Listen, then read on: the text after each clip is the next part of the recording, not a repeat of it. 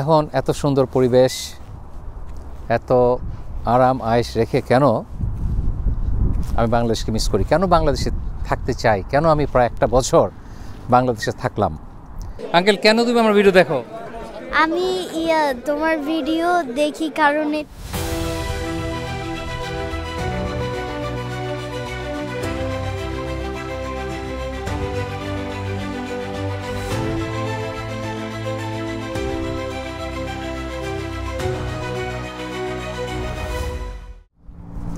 আসসালামু আলাইকুম, আমি মোহাম্মদ আল ফারুক বলছি নিউ জার্সি থেকে।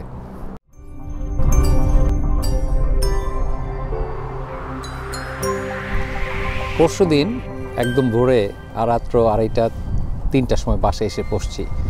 তারপর কয়েক ঘন্টা ঘুম দিয়ে যেতে হয়েছিল ফিলাডেলফিয়া কাজে, সেখানে গতকাল সারাদিন ছিলাম। তো কাজেই রেস্ট তেমন হয়নি। তো গতকাল রাতে ঘুমিয়েছি একেবারে প্রায় 12 ঘন্টার মতো ঘুমিয়েছি। এখন পুষিয়েছে। আমাদের এখানে এখনও গাছের ফুল ফুটেনি, ফুটবে কয়েকদিন পরেই। কুলি এসে গেছে গাছে, কয়েকদিন পরেই চারিদিকে ফুলে ফুলে ভরে যাবে গাছগুলো। কি সুন্দর পরিষ্কার নীলাকাশ আর বাতাস, বুক ভরে দম নেওয়া যায়। আমি আমাদের চিম্বুক পাহাড়ে যেরকম পরিষ্কার বাতাস পেয়েছিলাম, এই বাতাস আসলে তার চাইতেও ভালো লাগছে, কারণ একটু হালকা হালকা ঠান্ডা, একদম ক্রিস্পি ক্রিস্টাল ক্লিয়ার বাতাস। খুব এনজয় করছি। লোকজন দেখতে পাচ্ছেন একেবারেই নাই, খুব কোয়াইট। আমি গতকাল রাতে ঘুমোতে যেয়ে একটা জিনিস খেয়াল করলাম যে কোনো শব্দ নাই, মনে হচ্ছে আমি কোনো পাহাড়ের উপর ঘুমাচ্ছি, চিম্বুক পাহাড়ের উপরে। কারণ আশেপাশে গাড়ি যায় কিন্তু তাদের শব্দ খুবই কম, সেটা শোনাই যায় না ঘর থেকে। আর প্যাঁ পৌ তো নাই, কাজেই এক্সট্রিমলি কোয়াইট। সেটা কাজেই মনে হয় যেন আপনি কী ব্যাপার, কানে আপনার শ্রবণ শক্তি কি নষ্ট হয়ে গেল, কিছু শুনতে পাচ্ছেন না কেন, এরকম কিছুটা মনে হয়। আকাশ যে নীল, এটা কিন্তু আমার ফিল্টার করা না, এটা ন্যাচারাল কালার, এবং ক্যামেরায় যা আসছে তাই আমি দিচ্ছি আপনাদেরকে। এখন এত সুন্দর পরিবেশ, এত আরাম আয়েশ রেখে কেন আমি বাংলাদেশকে মিস করি, কেন বাংলাদেশে থাকতে চাই, কেন আমি প্রায় একটা বছর বাংলাদেশে থাকলাম। আসলে এই প্রশ্নের উত্তরটা কিন্তু খুবই সহজ একটা উত্তর। মা আর মাটি আমরা কম্পেয়ার করি, এবং মা আর মাটি একই জিনিস। এখন আপনার মা অথবা আমার মা যদি, ধরে নিচ্ছি, যদি একজন প্রস্টিটিউট হয়, অথবা সে দেখতে অত্যন্ত কদর্য, তার চেহারা, হাত নাই পা নাই, চোখে দেখে না, মুখে কথা বলতে পারে না, বোবা, তারপর কিন্তু সে আমাদের মা। তারপরও আমরা তাকে ভালোবাসি। একইভাবে আমাদের দেশে করাপশন যেমনই হোক, আপনার মানুষ যেমনই হোক, বাতাস যতই নোংরা হোক, যতই বাতাসে পলিউশন থাকুক, তারপরও আমাদের দেশ, আমার বাংলাদেশ। এই যে এত সুন্দর নীলাকাশ, বুক ভরে দম নেওয়া যাচ্ছে, কিন্তু তারপর মনে হচ্ছে এটা তো আমার না, এটা আমার আকাশ না। আর কয়েকদিন পরে ঈদ। তো আজকে যেটা প্ল্যান সেটা হলো বাংলাদেশি গ্রোসারি স্টোরেজে কিছু ঈদের কাঁচা বাজার করব, এবং তারপর বিকেলে মসজিদে যে ইফতার করব। ইফতারটা আমি এনজয় করি এখানে।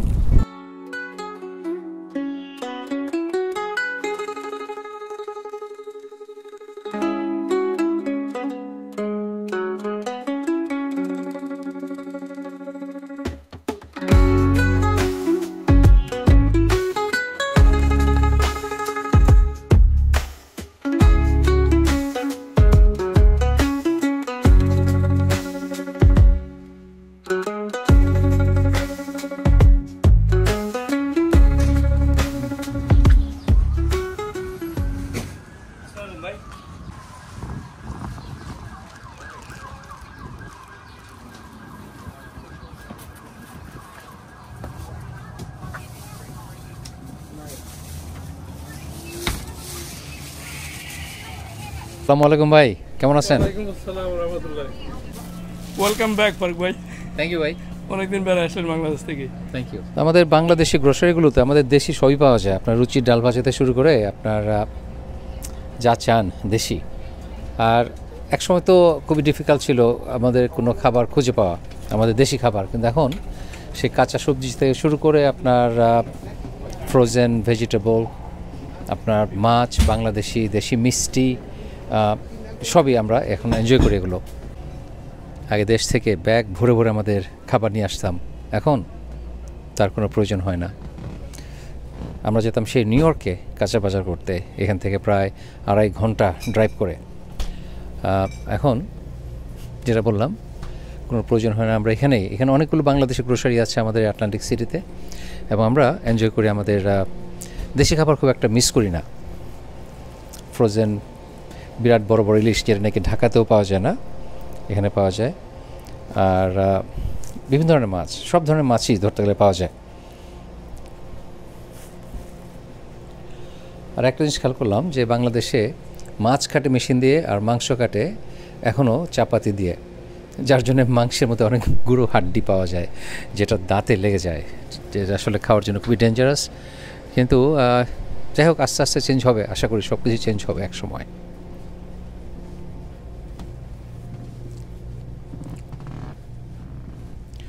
তখন আপনার যদি ঢাকার যে বড় বড় গ্রোসারি স্টোরগুলো আছে যেমন স্বপ্ন, তার সাথে এগুলো তুলনা করেন, এগুলো কিন্তু আসলে সেই স্ট্যান্ডার্ডের না।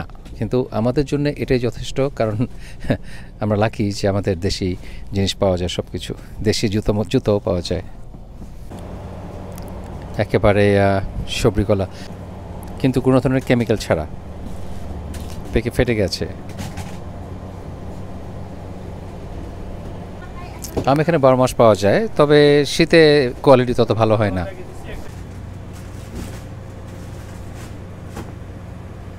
শপিংয়ে বেশি সময় যায়নি, কারণ আগেই কল দিয়ে যা যা মাংস দরকার ছিল বলে রেখেছিলাম, কেটে রেখেছে। আর এই তো আমাদের কিছু ফ্রেশ সবজি নিলাম, তো এখন আবার বাসায় ফিরে যাব, তারপর আবার রাতে ও সন্ধ্যায় ইফতার।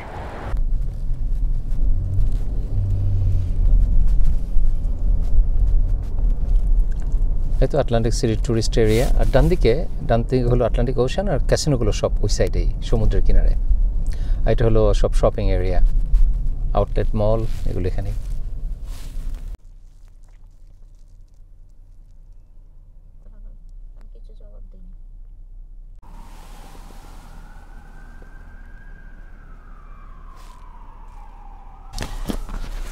এখন লোকজন নাই কেন?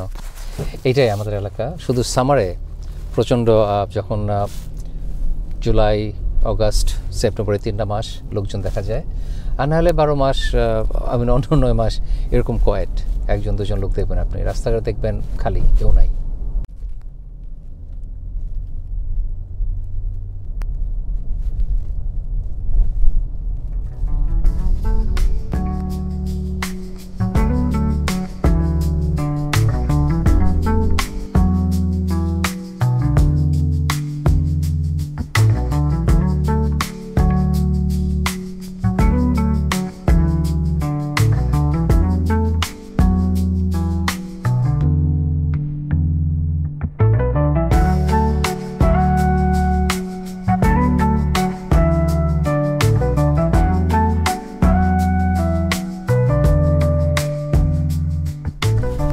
এই তো ফাইনালি আমার নেবারহুডে। আটলান্টিক সিটি থেকে আসতে লাগে 20 মিনিট, 15 মাইল দূর, কিন্তু যেহেতু ট্রাফিক জ্যাম নাই, এটা তাড়াতাড়ি চলে আসা যায়। আর এখনও গাছের পাতা নাই, কিন্তু ইনশাল্লাহ হয়তো 15 দিন কিংবা তারও কম সময়ের মধ্যেই গাছ ভরে যাবে পাতায়, সবুজ হয়ে যাবে এই নেবারহুড। তো একই এলাকায়, একই বাড়িতে আছি প্রায় 33 বছর ধরে, কাজে এটাকে আমার নেবারহুড বলা যায়। আর আমরা এলাকার এইখানে তো এত বাড়ি ছিল না, ছিল মাত্র হাতে গোনা কয়েকটা বাড়ি। কাজেই আমরা এখানে একদম মানে যখন চারিদিকে বন ছিল তখন বাড়ি কিনেছিলাম, আর এখন তো চারিদিকে বাড়ি হয়ে গেছে, অনেক লোকজন।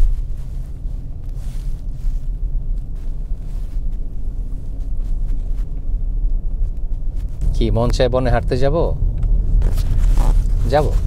এক ভিডিওতে সব দেখে ফেললে তো বাকি থাকবে না কিছুই, কাজেই সেগুলো যাবো আরেকদিন।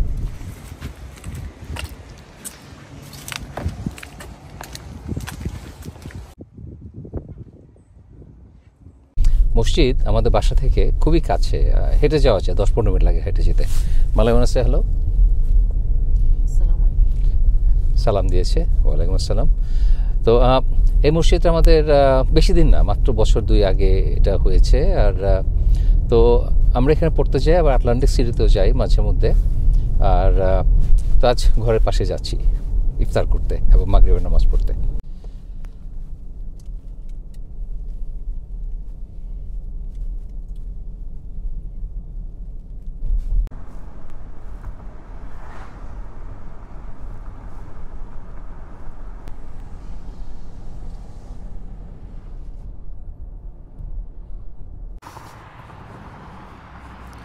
তো এই আমাদের যে বাসার কাছে যে মসজিদটা বলেছিলাম, আমাদের লোকাল একটা মসজিদ, আর দারুস সালাম মসজিদ, হোয়াইট হাউস পাইকে গ্যালাওয়েতে। ছেলেদের মেয়েদের আলাদা জায়গা আছে, মেয়েদের এন্ট্রেন্স আলাদা, ছেলেদের এন্ট্রেন্স আলাদা।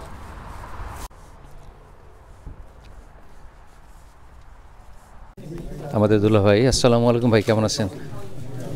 আলহামদুলিল্লাহ, আপনি ভালো আছেন? আলহামদুলিল্লাহ, থ্যাংক ইউ। ওয়ালাইকুম।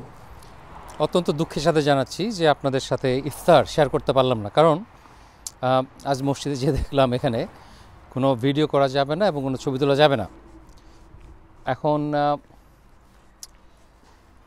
কেন এই আইন করেছে, কেন নিয়ম করেছে আমি জানি না, তবে সাধারণত, আমি বলছি না এই মসজিদে সেটা হয়েছে, বাট সাধারণত যখন কোনো অন্যায় কথা বলে অথবা অন্যায় কিছু করে এবং সেটা রেকর্ডেড হয়ে যায়, ডকুমেন্টেড হয়ে যায়, সেটা যেন ফিউচার না হয়, প্রিভেন্ট করার জন্যে সাধারণত এই ধরনের স্টেপ নেওয়া হয়। তবে আমি বলছি না এই মসজিদে সেটা হয়েছে, কারণ এই মসজিদে কী হয়েছে, কেন এটা স্টপ করেছে আমি জানি না। শুধু বললাম যে সাধারণত কেন এটা করে থাকে। তো যাই হোক, ইফতার তো ইফতার, আমরা সাধারণত মসজিদগুলোতে আমরা এখানে সবাই ডোনেট করি সেই টাকা দিয়ে, অথবা কেউ ইফতার এনে দেয় এবং সেই ইফতার আমরা সবাই শেয়ার করে খাই। তো আর আরেকটা ব্যাপার হলো যে আপনারা বলেন যে আমেরিকাতে কারো বাসায় ইফতার, আমাদের সময় যখন আমরা খুব অল্প বাংলাদেশে ছিলাম, হয়তো 30 জন 40 জন আমরা বাসায় ইফতার করতাম, সবাই মিলেমিশে ইফতার করতাম বাসায়। কিন্তু এখন আমাদের কমিটি মাশাআল্লাহ এত বড় হয়ে গেছে যে সবাইকে বাসায় ইনভাইট করে তারপর সেই ইফতারি খাওয়া, এটা বিরাট একটা এটা হয় না। তো এই জন্য এখন যারা ইফতারের আয়োজন করতে চায় তারা সেই আয়োজনটা মসজিদে এসে করে এবং আমরা সবাই সেখান থেকে শেয়ার করি। তো তারপর আমি চেষ্টা করব, আমি জানি না আমাদের এলাকার সব মসজিদে এই নিষেধাজ্ঞা হয়েছে কি না, আছে কি না, তবে আমি অন্য মসজিদে যাব, যে দেখি সেখানে ভিডিও করার পারমিশন আছে কিনা, থাকলে আমি আপনাদের সাথে শেয়ার করব।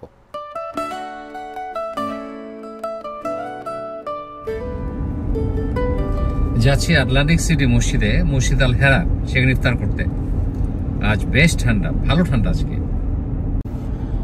তবে আমি জানি না সেখানে ইফতার সেখানে ভিডিও করতে দিবে কি না, কারণ আজকাল আর অন্য কোনো কারণ নাই, কারণ ছাড়া কি এত লুকানোর আছে আমি জানি না। তো যাই হোক, যদি ভিডিও করতে দেয় ভিডিও করব, আপনাদের সাথে শেয়ার করব। এখন গতকালকে আপনাদেরকে যে গল্পটা বলতে যে বলি নাই, যে আসলে কি কারণ থাকতে পারে যে একটা মসজিদে মিডিয়ার কাজে, এটা কোনো শখ করে ভিডিও করা না, এটা একটা পৃথিবীর সাথে শেয়ার করা। আমরা এখানে আমেরিকাতে কিভাবে ইফতার করি, আমরা মুসলমানরা একসাথে কিভাবে সেলিব্রেট করি রমাদান, সেটা শেয়ার করা, সেখানে না বলার কোনো কারণ নাই। তবে আমি অনেক চিন্তা ভাবনা করে যেটা আমার মনে হচ্ছে, I could be wrong. Again, আমি কোনো পার্টিকুলার ইমামের নামে বদনাম করব না, আমি কোনো পার্টিকুলার মসজিদের নামে বদনাম করব না, তবে আমি ভুল দেখলাম সেটা বলি। কাজেই এটা একটা কারণ হতে পারে। তার মধ্যে একটা এক্সাম্পল দিই। কিছুদিন আগে আমি আমার ভিডিওতে শেয়ার করেছিলাম, আমি নামাজের বেশ কিছুক্ষণ আগে মসজিদে গেলাম। তো সেখানে ইমাম সাহেব বেশ 12, 13, 14 বছরের বাচ্চাদের কোরআন শেখান। তো এক পর্যায়ে তিনি তাদেরকে লেকচার দিচ্ছিলেন এবং বলছিলেন, আমি পিছনে বসে শুনছি, যে বাবারা যারা হাফেজ হয় তাদের জন্য জাহান্নাম হারাম। তখন এক ছেলে, এইসব ছেলেরা তো বাংলাদেশের মতো অত ভদ্র না, এর একটু তেদর টাইপের ছেলে, তো জিজ্ঞাসা করলো, হুজুর আমি যদি অন্যায় করি, যদি আকাম কুকাম করি, জিনা করি, তাহলে আমার জন্য জাহান্নাম হবে না? বলছে না না, তোমাকে জাহান্নামে দিলেও আগুন তোমাকে পুড়তে পারবে না। নাউজুবিল্লাহ। যেখানে আল্লাহ একজনকে জাহান্নামে দিয়েছে, সেখানে জাহান্নামের আগুন তাকে পুড়তে অস্বীকার করবে। জাহান্নামের কি এত ক্ষমতা আছে যে আল্লাহর আদেশ অমান্য করে একজনকে পুড়বে না? মানে এ ধরনের গাঁজাখুরি গল্প আমাদের ছোট ছোট ছেলেদেরকে শেখানো, ছেলে মেয়েদেরকে শেখানো যে কতটুকু অন্যায়, আই হোপ সে এটা বুঝতে পারে। তারপরে আরও এখানে শেষ না, গল্প আরও আছে।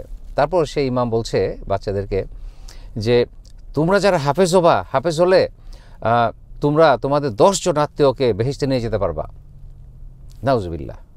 যেখানে আমাদের নবীজিও তার মা বাবা দাদা চাচা যারা তাকে পেলেছে, জন্ম দিয়েছে, পৃথিবীতে এনেছে, তাদেরকে বেহেশতে নিয়ে যাওয়ার কোনো গ্যারান্টি দেয় নাই অথবা কোনো প্রমিস করে নাই। সেখানে একজন হাফেজ সে তার 10 জন আত্মীয়কে বেহেশতে নিয়ে যেতে পারবে। নাউজুবিল্লাহ, নাউজুবিল্লাহ। তো তখন ওই যে বললাম তেদর ছেলে, ওদের একটা আবার বললো যে হুজুর আমার তো 10 জনের বেশি আত্মীয় আছে, তাহলে কি হবে? এবং এরপরে যে উত্তরটা হুজুর দিলেন সেটা আরও আশ্চর্যজনক। তিনি বললেন, আরে দূর, এটা কি পাথরের লেখা নাকি? তোমার যতজন মন চায় ততজন তুমি নিয়ে যাবে বেহেশতে। এখন আমি জানি হুজুরের লজিক হলো যে সে তাদের বাচ্চাদেরকে উৎসাহিত করছেন হাফেজ হওয়ার জন্যে। কিন্তু যে কারণে মিথ্যা বলা হোক, মিথ্যা তো মিথ্যাই। মিথ্যা কখনোই, আমাদের নবীজি কখনোই মিথ্যা বলে কাউকে ইসলামের দাওয়াত দেন নাই।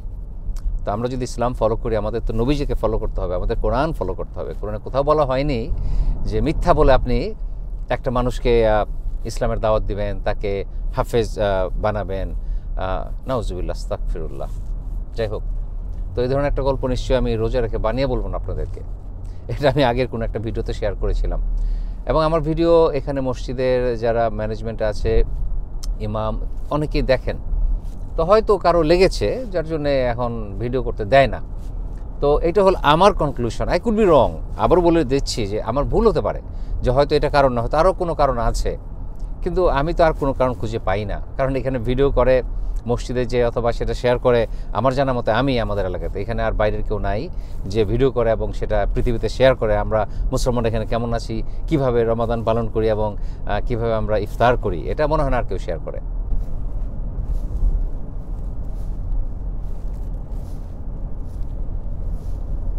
এবং আরও মজার কথা হলো, আমি যখন মসজিদ থেকে বাইরে এসে যে অংশটা ভিডিও করছিলাম যে আমাকে শুটিং করতে দেয়নি এবং কারণটা কি আমি জানি না, তখন মসজিদের আরেকজন বাংলাদেশি যে নাকি মসজিদের সবসময় টেক কেয়ার করে, কি বলে এটাকে, কেয়ারটেকার হোয়াট এভার, বাট উনি আর ওয়ান অফ দ্য ভলান্টিয়ার্স, আমাকে এসে বলে, ভাই সরি ভাই, ইমাম সাহেব বলেছেন, নিয়ম করেছেন নতুন করে যে ভিডিও করা যাবে না, কোনো ছবি তোলা যাবে না।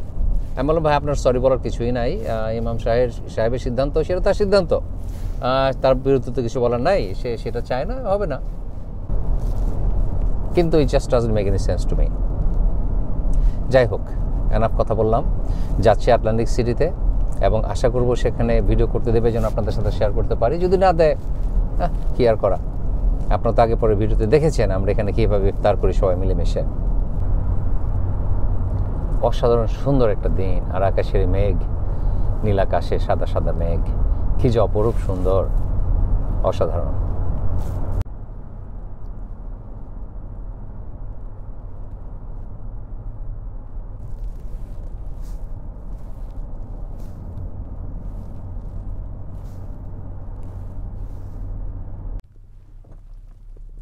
এই যে আমাদের ব্রিজটা এখন ওপেন হবে, এটা একই সাথে মজার আবার বিরক্তিকর। কারণ যদি একটা বড় জাহাজ যায়, তার জন্য যদি এই ব্রিজটা ওপেন করতে হয়, ড্র ব্রিজ, তাহলে কিন্তু খারাপ লাগতো না। কিন্তু এটা কিন্তু অনেক সময় দেখা যায় যে একেবারে ছোট্ট একটা বোট যেটা অনায়াসে নিচ দিয়ে যেতে পারে, কিন্তু তার অ্যান্টেনা এত বড় যে সেই অ্যান্টেনার জন্যে এই ব্রিজটা খুলতে হয়। অ্যান্টেনা তো খুলে নিলেই হয়, কিন্তু মানুষ স্রেফ আনন্দের জন্য যে দেখবে যে তার বোটের জন্য একটা ব্রিজ খুলে গেল, এটা দেখার জন্য অনেকে আসে। এই দেখতে পাচ্ছেন উপর ব্রিজটা খুলে যাচ্ছে, সাইড থেকে দেখলে আরও ভালো লাগতো, বাট আমি শিওর আপনারা বুঝতে পারছেন।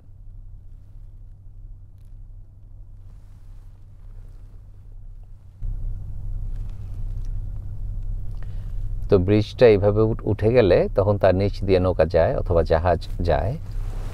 আর জাস্ট ফ্যান্সি।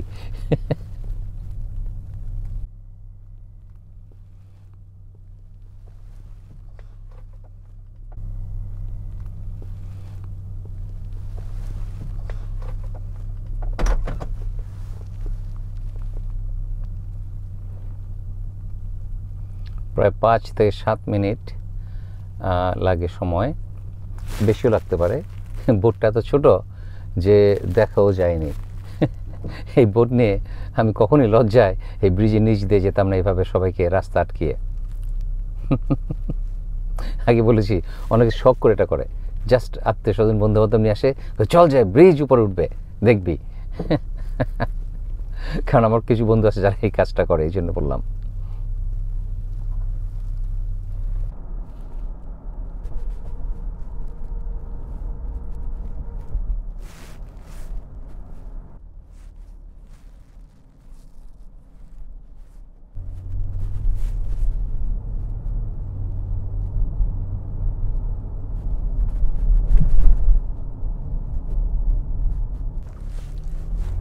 এখানে গাড়ি চালিয়ে কত আরাম।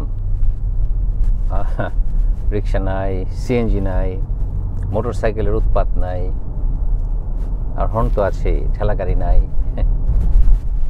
আমি ফিলিপিনো গাড়ি চালিয়েছি, অনেক এনজয় করেছি, কিন্তু বাংলাদেশে আমার সেই সাহস নাই, চালাতে পারবো না।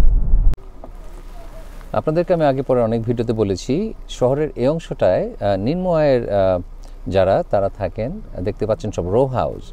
বাড়িগুলো খুবই অল্প দামের, দাম যেমন তেমন, কিন্তু ভাড়া একটু তুলনামূলকভাবে সস্তা। আর নেবারহুড খুব একটা অত ভালো নেবারহুড না যেখানে আপনি নিরাপদ ফিল করবেন।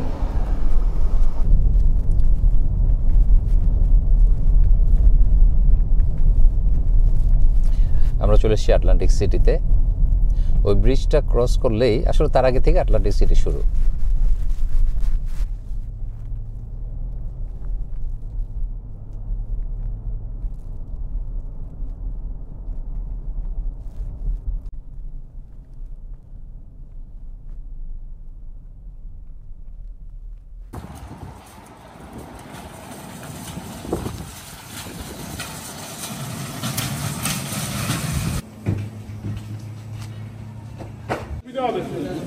একটু পরে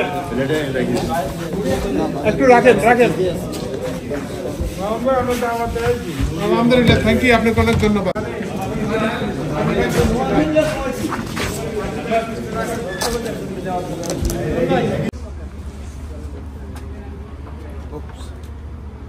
কাকু আপনি শুধু এখানে দেন।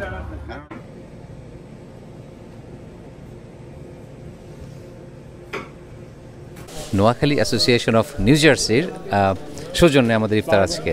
আসসালামু আলাইকুম ভাই, কেমন আছেন?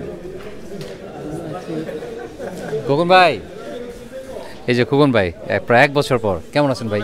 ওয়ালাইকুম আসসালাম। আলহামদুলিল্লাহ, সবাই ভালো আছে, থ্যাংক ইউ।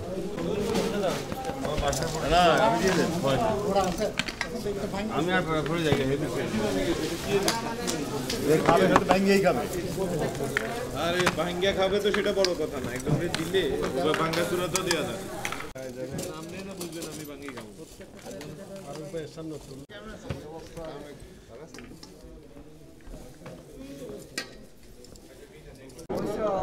এখানে ছেলে মেয়ে সবার ইফতারের ব্যবস্থা আছে, আর মেয়েদের জন্য আলাদা রুম, সেখানে তারা ইফতার করে, আর ছেলেদের জন্য এই বড় এলাকাটা। আর এখনও লোকজন আসেনি, আসবে। প্রায় 150 মতো লোক হয় এখানে ইফতারের সময়। অ্যাকচুয়ালি একটু হিসাব করে দেখলাম যে প্রায় 200 থেকে 250 মানুষ হবে এখানে। যে সেট আপ আছে এখানে আছে 150 মানুষ, মেয়েদের আরও 50 জন হবে কিংবা আরও বেশি হবে।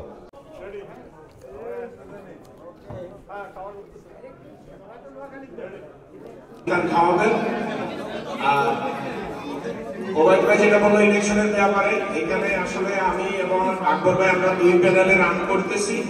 আকবর ভাইকেও আপনারা ভোট দিবেন, আমাকেও দিবেন, সেই সঙ্গে আমার প্যানেলকেও আপনারা ভোট দিবেন। যেটা আকবর ভাই বলে আমিও বলতেছি আমার প্যানেলকে দিয়ে। ইন্তেকাল করেছেন, সকলকে আপনি মাফ করে দিন, সকলের উপবারকী দান বকশিশ পৌঁছে দিন, সকলের কবরকে আপনি জান্নাতের টুকরা বানিয়ে দিন। الدين سبحان ربك رب العزة عما يصفون وسلام على المرسلين والحمد لله رب العالمين واجعل آخر كلامنا عند الموت لا إله إلا الله محمد رسول الله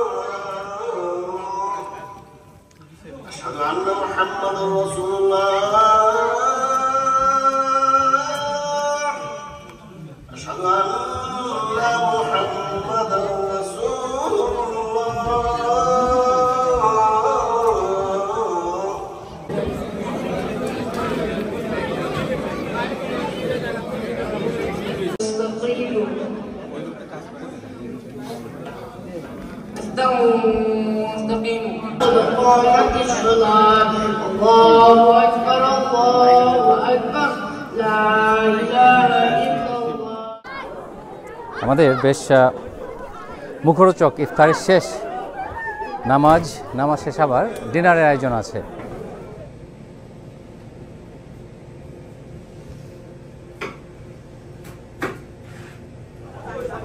তো আমাদের এই আয়োজন আজকে এর জন্য হলো গ্রেটার নোয়াখালী সমিতি নিউ জার্সি। আর আমার স্পেশাল থ্যাঙ্কস টু মসজিদ কমিটি আমাকে পারমিশন দেওয়ার জন্য শুটিং এই ভিডিও ধারণ করার জন্য, যেন আমি পৃথিবীর সবার সাথে শেয়ার করতে পারি আমরা বাংলাদেশিরা দেশের বাইরে আমেরিকাতে কিভাবে আমাদের রোজা ইফতার আমরা পালন করি।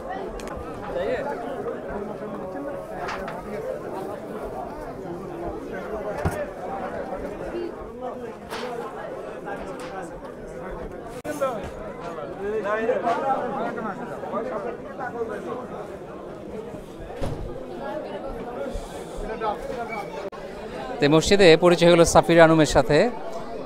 সে আমাকে দেখে বললো যে হ্যাঁ আঙ্কেল আমি আপনার ভিডিও দেখি। আঙ্কেল কেন তুমি আমার ভিডিও দেখো?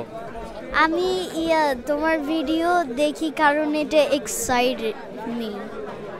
এক্সাইটিং। আমি তো একটা বুড়া মানুষ, তুমি ইয়াং একটা ছোট বাচ্চা মেয়ে, তুমি কি এক্সাইটিং খুঁজে পাও আমার ভিডিওতে? তো অ্যাডভেঞ্চারগুলোতে যাও যে তুমি। থ্যাংক ইউ আঙ্কেল, আমার খুবই ভালো লাগলো যে তুমি এনজয় করো আমার ভিডিও। Thank you. এখানে ছোট বাচ্চাদের যে খেলাধুলা, এটাতে কিন্তু কোনো রকম ধমক দেওয়া হয় না, কারণ ওদেরকে ধমক দিলে ওরা ডিসকারেজড হয়ে যাবে, পরে দেখা যাবে যে মসজিদ আসতে চাইবে না। কাজেই এটাকে কোনোভাবেই ওদেরকে বকাঝকা করা হয় না, এবং তাহলে তারা এনজয় করে মসজিদে এসে। দেখেন দৌড়দৌড়ি করে চিল্লাচিল্লি করে, কেউ তাদেরকে ধমক দিবে না, এবং সেটাই হওয়া উচিত।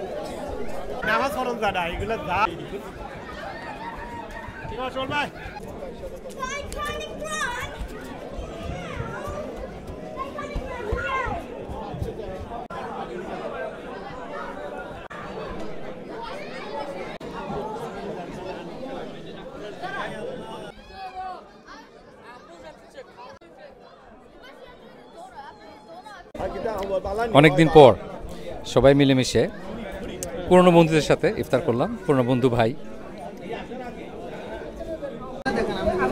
অনেক এনজয় করলাম। আশা করি আপনারা এনজয় করেছেন। ভালো থাকবেন সবাই, ইনশাআল্লাহ দেখা হবে নেক্সট ভিডিওতে। আল্লাহ হাফেজ।